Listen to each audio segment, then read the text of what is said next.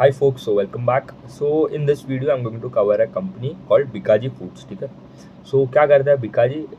It is simply a FMCG player that is into selling of your chips हो गए, भुजिया हो गए, आपके sweets हो गए. तो these are the type of product they sell to customer like us. ठीक है.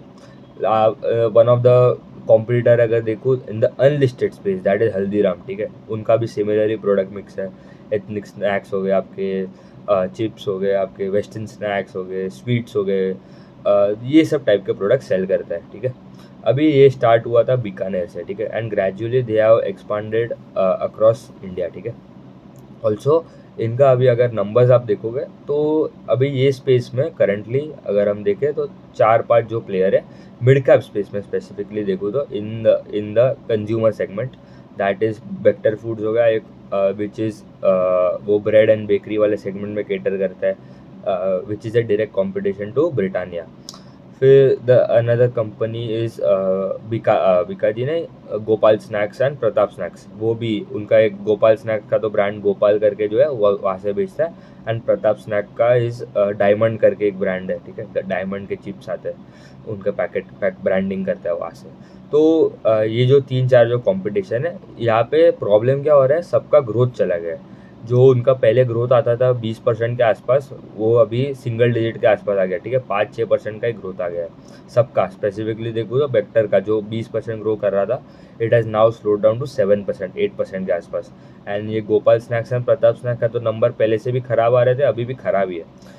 भिकाजी का अगर देखूँ तो इनका भी ग्रोथ तो स्लो हुआ ही है. ठीक है, इनका भी they used to grow around 20-25% and now they have slow down to 14% के आसपास का सेल्स ग्रोथ है. लास्ट क्वार्टर भी इट वॉज अराउंड 14% ओनली. ठीक है, तो एंड नो ऑपरेटिंग लेवरेज, मतलब उनका मार्जिन भी कंप्रेस हुए due to one of the main reason for the margin compression is the increase in the raw material prices.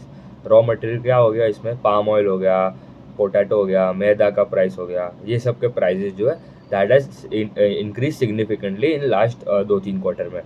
तो इसलिए उनको मार्जिन में हिट हो गया. एंड ऑल्सो उन्होंने थोड़े स्टेप्स भी लेते टू इम्प्रूव देयर मार्जिन्स. तो क्या कर सकते हैं, जो भी उनका जो पैकेट आता है, ठीक है, एक नंबर होता है ग्रामेज रिडक्शन. ठीक है, ग्रामेज बेसिकली अगर 10 रुपये का अगर कोई पैकेट बेच रहा है, उसमें अगर 30 grams worth of chips present है, एग्जाम्पल ले रहा हूँ, तो अगर वो कम करके उन्होंने कर दिया 25. ठीक है, 25 grams for that same packet, तो आपका मतलब कॉस्ट कम हो जाएगा इनडायरेक्टली अगर देखो तो ये सब मेथड्स दे सकता है. या तो फिर प्राइस हाइक कर सकता है, जो 10 रुपये का जो चिप्स बेच के जो पैकेट बेच रहा है उसको 20 रुपये कर सकता है. तो सिमिलरली ये जो 2-3 जो टेक्निक है through which they can improve their margin. तो उन्होंने प्राइस हाइक भी लिए थे, तो they have taken around last 2 quarter में अप्रॉक्स अराउंड 2.5% के आसपास का प्राइस इंक्रीज लिया है ऑन देयर जो भी गुड्स बेच रहे हैं, जो भी आइटम्स बेच रहे हैं. एंड ऑल्सो ग्रामेज पे भी थोड़ा काम किया. ठीक है, एंड ऑपरेटिंग एफिशिएंसी एंड सब तो इम्प्रूव कर रही है. तो इनका नंबर्स अभी देखो तो सेल्स में ग्रोथ आया खाली 14%, इबिडा में खाली 5% के आसपास का ग्रोथ आया, एंड पैट में तो खाली 1% का ग्रोथ है. लास्ट क्वार्टर तो इनको और प्रॉब्लम था क्योंकि इनका तो पैट में डिग्रोथ आया था. आई थिंक अराउंड 30-40% तो पैट में डिग्रोथ आया था, with sales growth of around 14% के आसपास ही था. EBITDA margin stands at 14.8 versus 16.1 YOY, and PAT margins was around 9% versus 10.1% YOY. Volume growth was around 8% के आसपास. They are expecting that H2 में, H2 मतलब Q3 Q4 में ये जो वॉल्यूम ग्रोथ है, वॉल्यूम ग्रोथ बेसिकली टेल्स अगर आपने ये साल 100 पैकेट बेचे and next year if you are selling 120 packets, तो आपका वॉल्यूम ग्रोथ इज 20%. कितने नंबर ऑफ आइटम्स कितने बेचे ज़्यादा, तो this time it was around 7.5%. H2 में जो फेस्टिवल सीज़न आएगा, वेडिंग सीज़न, ये सब में स्वीट्स का डिमांड बढ़ जाता है, पापड़ का डिमांड बढ़ जाता है. तो उन्होंने बोला है we are expecting double digit volume growth in H2 of FY26. ठीक है, sorry H2 of FY26.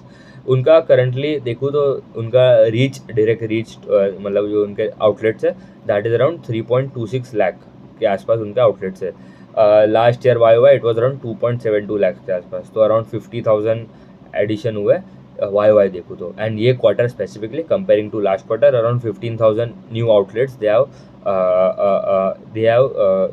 Reach दिए. ठीक है, मतलब नए ऐड किए. ये लोग का गाइडेंस क्या है in terms of their outlets अगर देखूँ तो दे वांट टू रीच, उन्होंने बोला every year we will add 50,000 outlets in their business, ठीक है। तो अभी इनके अराउंड 3.26 लाख है, ये साल के एंड तक दे आर टारगेटिंग 3.5 लाख के आसपास। एंड इन FY27 में 4 लाख, FY28 में अराउंड 4.5 लाख एंड FY29 के आसपास it would be around 5 lakh के आसपास। तो मतलब 2-3 साल में they want to reach around 5 lakh outlets, जो उनके अराउंड अभी कितने 3.26 लाख के आसपास। तो ये उनका गाइडेंस है फॉर देयर आउटलेट्स, ठीक है। उसके बाद उन्होंने ये भी बोला कि उनका जो उन्होंने एक एक्विजिशन किया था इन क्वार्टर 3 के आसपास, ठीक है। द हेज़लनट फैक्ट्री करके एक ब्रांड है, उनके स्टोर्स है, उनके QSR सेगमेंट के, मतलब समझ लो QSR जैसा ही बिजनेस है। वहाँ पे उन they sell unique sweets, artisanal sweets जो बोलते हैं, फिर ऑल्सो दूसरे सब मतलब बेकरी प्रोडक्ट्स एंड ये सब भी सेल करते हैं। तो वो जो ब्रांड है that is only currently present in Madhya Pradesh and UP के आसपास, यूपी MP में ही प्रेजेंट है। एंड उसके भी around I guess around 12 store के आसपास है। And they want to add around next 3, जो अभी Q1 तो हो गया, मतलब नेक्स्ट 9 मंथ्स में पूरे साल के एंड तक they want to reach around 20, मतलब और 7-8-9 तो ऐड कर लेंगे in that specific the brand, ठीक है। द हेज़लनट फैक्ट्री करके जो ब्रांड उन्होंने एक्वायर किया था, ठीक है। Also they are now expanding in Nepal as well, ठीक है। तो they have done a joint venture with CG foods करके जो कंपनी है, जो नेपाल में उनका अच्छा खासा प्रेजेंस है एंड वहाँ पे उनका डिस्ट्रीब्यूशन रीच ज़्यादा है। तो उनके साथ उन्होंने जॉइंट वेंचर किया है and they have partnership with them. तो उनको डिस्ट्रीब्यूशन का तो मतलब एक स्ट्रॉन्ग होल्ड मिल गया, क्योंकि उन्होंने उनके साथ पार्टनरशिप किया है। एंड वहाँ पे दूसरे कॉम्पिटिटर्स भी है, मतलब Haldiram is also present there. तो they are trying out that market as well. तो वहाँ से भी अच्छा खासा ग्रोथ आ सकता है इन अपकमिंग 2 to 3 ईयर्स, उन्होंने बोला है, ठीक है। तो मतलब they can gain a significant market share in that country as well. तो बाजू में ये कंट्री, तो मतलब अच्छा डिमांड भी आ सकता है। एंड क्योंकि उन्होंने खुद क्यों नहीं किया, क्योंकि उनका अगर आप देखो ना तो उनका कोई कस्टम ड्यूटी या कुछ लगता है अगर आप डायरेक्टली अगर आप वहाँ पे अगर सेटअप करने जाओ, या तो इसलिए उन्होंने जॉइंट वेंचर किया उन CG फूड्स के साथ। तो इसलिए उनको वो कॉस्ट थोड़ा कम पड़ेगा। तो दिस वाज द रीज़न कि उन्होंने खुद डायरेक्टली वहाँ पे स्टार्ट नहीं किया ऑपरेशन, उन्होंने डिस्ट्रीब्यूशन के लिए उनको अप्रोच किया एंड वहाँ से they are starting out their new business over there. उनका रेवेन्यू मिक्स भी देखूँ तो एथनिक स्नैक्स जो होता है that contributes to around 75% of the revenue. मतलब ये नमकीन हो गया, भुजिया हो गया, ये सब जो सेगमेंट है that is majority of the revenue. Package sweets में आ गया अराउंड 7%, मतलब काजू कतरी हो गया, ये सब जो सेगमेंट है that contribute 7%। Western snacks is around 9%, पापड़ 6% के आसपास है, एंड अदर सेगमेंट जो है दैट इज अराउंड 3%। उन्होंने दे हैव ऑल्सो टोल्ड कि हमारा जो नेपाल में जो ऑपरेशन जो होने वाले हैं वो इन अपकमिंग 2 साल में they can easily generate around 50 crore of top line, ठीक है। मतलब रेवेन्यू वहाँ से 50 करोड़ के आसपास का रेवेन्यू जनरेट हो सकता है।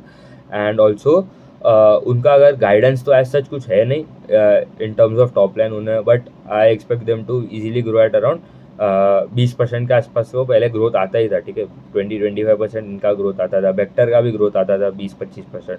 वो अभी दोनों का स्लो हो गया, बेक्टर का तो मतलब 7-8% हो गया ग्रोथ, एंड इनका इट इज स्टिल अराउंड 15%। तो ये क्वार्टर में सबसे highest among the four good players, good मतलब जो मिड कैप स्पेस में स्पेसिफिकली देखो तो स्मॉल कैप मिड कैप में जो FMCG वाले सेगमेंट में Bector, Bikaji, Gopal snacks and Pratap snacks. उसमें से Bikaji is the one which is growing at a fastest rate, and उनको पैट में कोई ग्रोथ नहीं आया, बट दूसरे तीनों को अगर देखूँ ना तो गोपाल स्नैक्स का तो पैट में मतलब आई थिंक अराउंड 50-60%, 90% के आसपास का तो पैट में डिग्रोथ आया। सिमिलरली प्रताप स्नैक्स में भी हम लोग ने देखा 90% के आसपास का ही डिग्रोथ आया। वेक्टर में अराउंड 15-30% के आसपास का डिग्रोथ आया। इसमें कोई डिग्रोथ नहीं आया, तो they are much betterly placed. सबका खराब है ऐसा नहीं है, बट ये 4 में से अगर आप बोलो तो Bikaji is one which is good, but वही है मतलब वैल्यूएशन आप देखो 100 का पी है, ग्रोथ कितना है 12-15% के आसपास का ग्रोथ है विदाउट ऑपरेटिंग लेवल, मतलब पैट में भी 1% का ग्रोथ है, ठीक है। तो उन्होंने वो तो बोला है कि अपकमिंग अभी because market is forward looking, ठीक है। तो उन्होंने बोला है ये जो रॉ मटेरियल के जो कॉस्ट है that is now slowing down, मतलब कम हो रहा है। तो इसलिए उनको अभी मार्जिन में आगे जाके इम्प्रूव हो सकता है, ठीक है।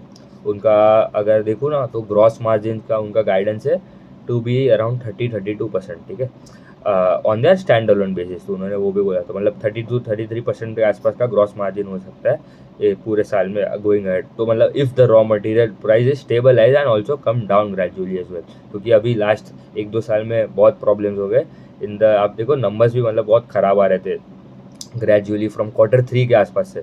Q3 के आसपास नंबर सबका स्लो हो गया था। जो 20% के आसपास का ग्रोथ आता था वो 15% का हो गया इनका, स्पेसिफिकली देखूँ तो। एंड इनका तो पैट में भी प्रॉब्लम हुआ था लास्ट क्वार्टर, बट ये क्वार्टर थोड़ा इंप्रूवमेंट आया। क्वार्टर ऑन क्वार्टर सबका numbers are doing good, but it is not still significantly better जो पहले होता था, ठीक है। तो इतना ही रखते हैं, थैंक यू।